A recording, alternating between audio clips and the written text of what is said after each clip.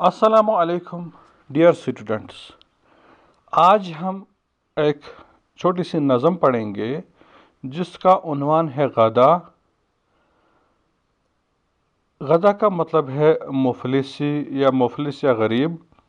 इस छोटी सी नज़म में शायर ने इस गदा लफ्ज़ के मायने क्या हैं और किस किस को हम मुफलिस या गदा कह सकते हैं उसकी अपने एक नए अंदाज में तशरीह करी है।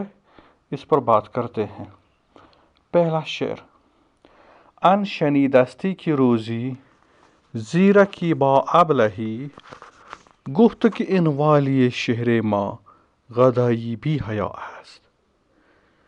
अन शनीदस्ती, क्या तुमने सुना है कि रोज़ी की एक दिन एक चालाक आदमी, ज़ीरा की मतलब चालाक आदमी ने एक बेवकूफ़ अबलही आदमी से कहा कि हमारे शहर का हाकिम कि गुफ्त की इन वाली शहर माँ यानी हमारे शहर का हाकिम गवर्नर गदाई भी हयास्त एक बेहया मुफलिस आदमी बन चुका है, यानी उसे शर्म नहीं आ रही है, इस कदर वो बेहया और मुफलिस आदमी हो चुका है। गुफ्त चुन बाशद गदा आन की कुलाहश तक मई सद चुमारा रोज़ हा बल साल हा बरगो नवास्त। उस बेवकूफ़ आदमी ने कहा, गुफ्त चुन बाशद गदा, कैसे वो गदा या मुफलिस आदमी होगा। आन की कुलाहश तक मई, क्योंकि उसकी टोपी में बटन लगे हुए हैं, तगमा लगा हुआ है, यानी उसके सर पर सेहरा बंधा हुआ है। सच मारा रोज़ हा बल साल हा बरगो नवास्त, क्या हमारी तरह सैकड़ों हर दिन बल्कि सालों उसके लिए बरगो नवा यानी ज़्यादा तोशन नहीं बने हुए हैं, यानी हमारी तरह सैकड़ों लोग सालों से उसकी खिदमत में लगे हुए हैं और आपको लग रहा है कि वो मुफलिस है, गदा है।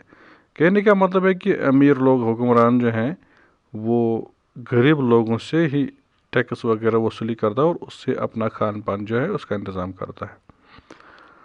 गुफ्तश ए मिस्कीन गलत इनकी अज इन जो खैर दे, गुफ्तश ए मिस्कीन गलत इनकी अज इन जो खैर दे अन हम बरगो नवाई कि अनजा अज कुजा अस्त। अन हम बरगो नवा दानी की अनजा अज कुजा अस्त। माजरत चाहता हूँ, इसमें मुझे दूसरे मिसरे में पढ़ने में गलती हो गई थी। असल में था अन हम बरगो नवा दानी की अनजा अज कुजा अस्त।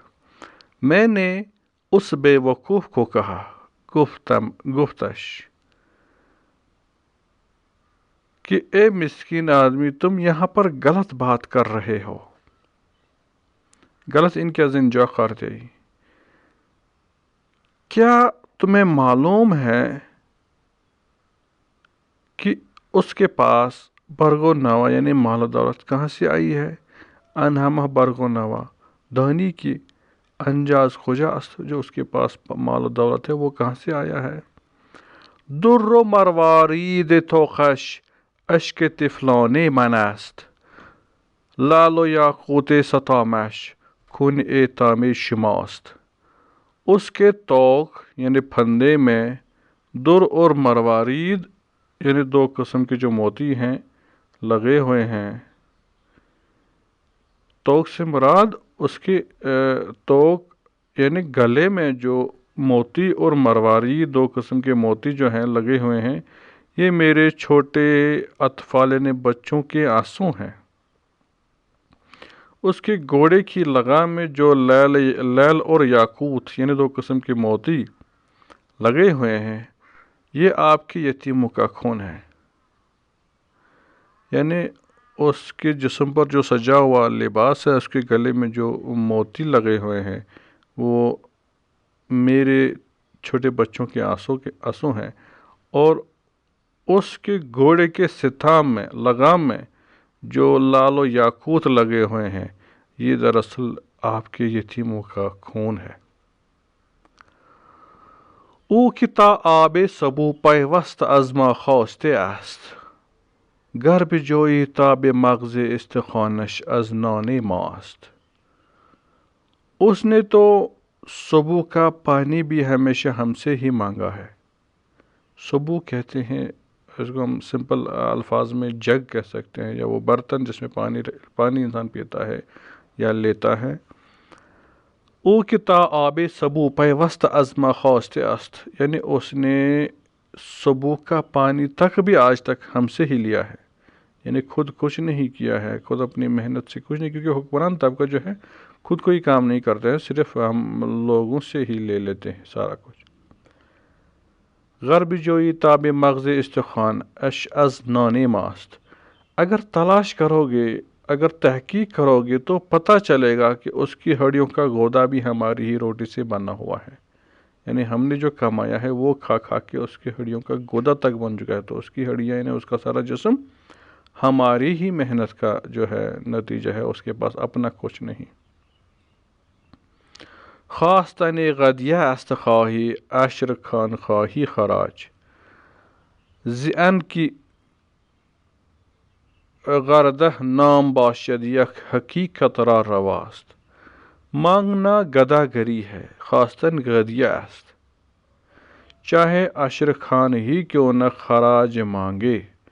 عشر خان ایک اصطلاح ہے جس سے مراد 10% ٹیکس وصول کرنے والا جو سرکاری افسر ہے اس کو عشر خان کہتے ہیں، یا اس حصے کو عشر خانی کہتے ہیں جو 10% ٹیکس لیا جاتا تھا، اس کو عشر خان کہتے ہیں. عشر خان خواہی خراج، جب عشر خان خراج لے لیتا ہے، ٹیکس وصول کرنے والا جو خراج لے لیتا ہے، یعنی مانگنا ہر حال میں گداگری ہے، چاہے عشر خان ہی کیوں نہ خراج مانگے. ان کے اگرچہ 10 نام بھی ہوں،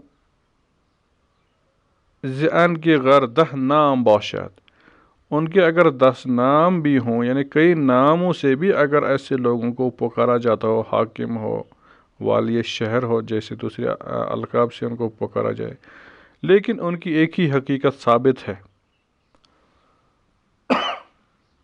ایک ہی حقیقت ثابت کیا ہے؟ وہ خود کچھ اپنے ہاتھ سے نہیں کماتے ہیں، بلکہ ان کی حقیقت یہی ہے کہ وہ لوگوں کے دیے ہوئے پیسوں سے کھاتے ہیں. چون غدائی چیز دیگر نیس جز خواہندگی، چونکہ جب غدائی سوائے مانگنے کی کوئی اور چیز نہیں ہے، یعنی مانگ کے کھانا. ہر کے خواہد گر سلیمانیست و قارون ہم غداست، جو بھی مانگ کے کھاتا ہے یا جو بھی مانگتا ہے، چاہے وہ سلیمان بادشاہ ہو یا قارون ہو، وہ بھی غدا ہی ہے. ان کی حقیقت بھی ایک گدا گر کی ہی ہے، کیونکہ وہ بھی گدا گری کر کے ہی کھاتے ہیں، چاہے وہ حاکم کی صورت میں ہی کیوں نہ کھاتے ہوں. چون غدائی چیز دیگر نیست جز خواہندگی، ہر کے خواہد گر سلیمان است و قارون ہم غداست. تو یہ اس نظم کا آخری شعر تھا. میں امید کروں گا کہ آپ نے موٹے موٹے الفاظوں میں اس نظم کو سمجھا ہوگا. تو امید کرتا ہوں کہ آئندہ کسی دوسرے لیکچر میں ہم دوسری چیزیں پڑھیں گے. تو اس وقت اس ویڈیو میں ہم اسی پہ اکتفا کریں گے. آپ کا بہت بہت شکریہ. Thank you.